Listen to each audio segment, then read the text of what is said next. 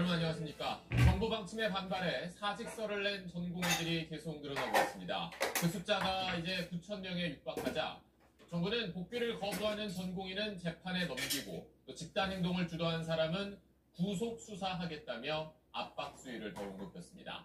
의사협회는 이성을 상실한 수준의 탄압이라며 강하게 반발했습니다. 오늘 첫 소식 박재현 기자가 전하겠습니다. 전체 전공이 71%에 달하는 8,800여 명이 사직서를 제출하고 7,800여 명이 병원을 떠난 걸로 파악됐습니다.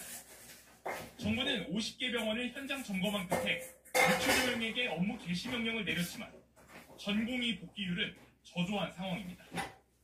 이에 정부는 압박 수위를 한층 높였습니다. 대마불사가 이번엔 통하지 않을 거라며 복귀 명령에 불응하면 고발하겠다는 원칙을 재확인했습니다. 전공의들에게는 우리는 2, 3주만 똘똘 뭉쳐있으면 결국 정부가 무릎 꿇을 것이다. 이런 메시지로 가지 않습니까? 절대 그게 아니라는 말씀을 제가 오늘 드리는 것이고요. 법무부, 행안부도 나서서 처벌 수위를 높였습니다.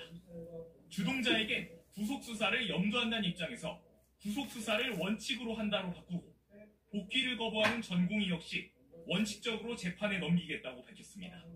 환자의 생명과 건강이 훼손되는 결과가 발생한다면 이에 대해서는 적용 가능한 모든 법률과 사법적 조치를 강구하여 가장 높은 수준의 책임을 물을 예정입니다.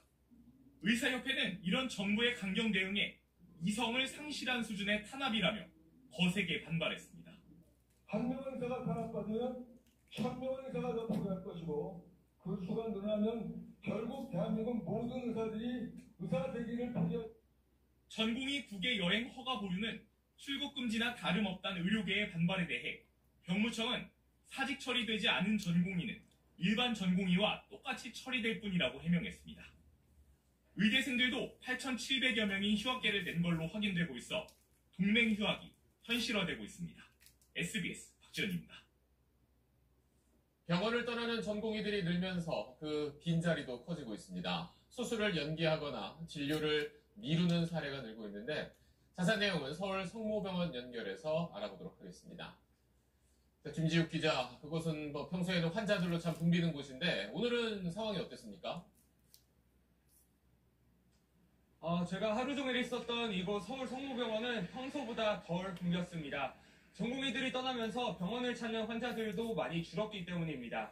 어제 이어 오늘도 수술이 평소보다 30% 정도 감소했고 외래 진료도 평소보다 줄었다는 걸 알 수 있습니다. 다른 날은 막 대기도 엄청 길었는데 사실 이상하게 안 오시는 것 같아요. 서울 성모병원은 응급실이나 야간 당직에는 전문의를 배치해 공백을 최소화하고 있다고 설명했습니다. 그 성모병원뿐 아니라 서울에 있는 다른 대형 병원들도 상황이 비슷하다고 봐야겠죠? 네, 서울 시내 주요 병원도 사정은 크게 다르지 않습니다. 삼성 서울병원의 경우 어제 30%, 오늘은 40% 축소했고 내일은 그보다 더 많이 미뤄질 걸로 내다봤습니다. 공공병원은 물론 일반인에게 문을 연 군병원은 평소보다 응급진료 건수가 늘었습니다. 다만 공공병원은 규모가 작고 일부 전공의들이 이탈했기 때문에 진료를 늘리는 데 한계가 있습니다. 최대한 운영을 해보고 그 다음에 시간이 지나면서 의료진이 필요도가 높아질 때는 또 불가피하게 응급센터 양상을 좀 줄일 수밖에 없는. 정부가 피해 신고를 받겠다고도 했는데 지금까지 얼마나 접수됐습니까? 네, 어제 하루 의사 집단행동 피해신고지원센터 129에 접수된 피해는 모두 58건이었는데요. 그제 접수된 34건까지 더하면 이틀 새 90건이 넘었습니다. 대부분 일방적인 진로 예약 취소와 무기한 수술 연기 등이었습니다.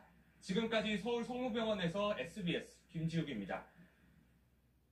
환자 가운데는 시급한 항암 치료가 밀리거나 또 몸에 마비 증상이 심한데도 수술이 취소됐다는 사람들이 있습니다.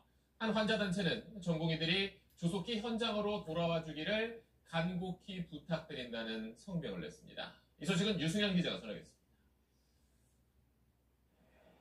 뇌경색 환자인 A씨는 안과 진료를 받기 위해 대구에서 서울병원에 진료 예약을 했습니다. 그런데 진료일 하루 전인 어제 병원으로부터 갑작스런 연락을 받았습니다. 당장 오전까지 와야 진료를 받을 수 있다는 겁니다. 아침에 10시 10분까지 와라. 일부에서 와야 되니까 아침에 일찍 오기 힘들다. 그래도 안 된다. 오전 진료밖에 없다. 그래서 오늘 계산 먹기로 왔는데 부랴부랴 서둘렀지만 거동이 불편한 탓에 병원에 1시간 늦게 도착했습니다. 그러나 진료를 받을 수 없다는 황당한 말을 듣고 발걸음을 돌렸습니다. 내일이라도 해줄 수 있냐 그랬더니 내일도 안 되고 진료 자체가 없다 그래서 3월 6일날 다시 올라와야 돼요. 다른 병원으로 옮기고 있는 혈액암 환자. 일주일 간격으로 항암 치료를 받았는데 다음번 치료가 예정보다 3주 뒤로 미뤄졌습니다. 왜 미뤄졌는지 설명도 듣지 못했습니다. 일주일 후에 해야 되는데 그때도 취소돼가지고 너무 손해보는 거예요. 3번이나 못 하는 거예요. 29일날 와야 되는데 이유는 몰라요. 척추 수술을 받기 위해 입원했는데 수술 하루 전날 취소 통보를 받은 환자도 있습니다. 수술 후 돌봐줄 의사가 부족하다는 겁니다. 마비 증상이 심해져 무조건 수술을 해달라고 했지만 수술 이후가 불안할 수밖에 없습니다. 필요한 무슨 일이 생기면 내 가족이라도 의사 딸이 와가지고 케어해줄 수 있는 그런 부분이 금리 걱정이 사람이 없으니까. 전공의 공백이 길어지면 길어질수록 환자들의 불안과 공포도 함께 커지고 있습니다. SBS 유승현입니다. 정부의 압박에 맞서 전공의들은 비상대책위원회를 구성해 본격적인 대응에 나섰습니다. 그러면서 정부에게 7가지 사항을 요구했습니다. 우선 의대 증원 계획을 전면 철회하고 과학적인 의사 숫자를 따져보는 기구를 설치하자고 전공의들은 요구했습니다. 또 전문의 인력 채용을 늘리고 의사들이 일하다가 소송에 휘말리는 일에 대한 구체적인 대책을 세워달라고 했습니다. 그리고 지금 정부가 내리고 있는 업무 개시 명령도 폐지해달라고 말했습니다.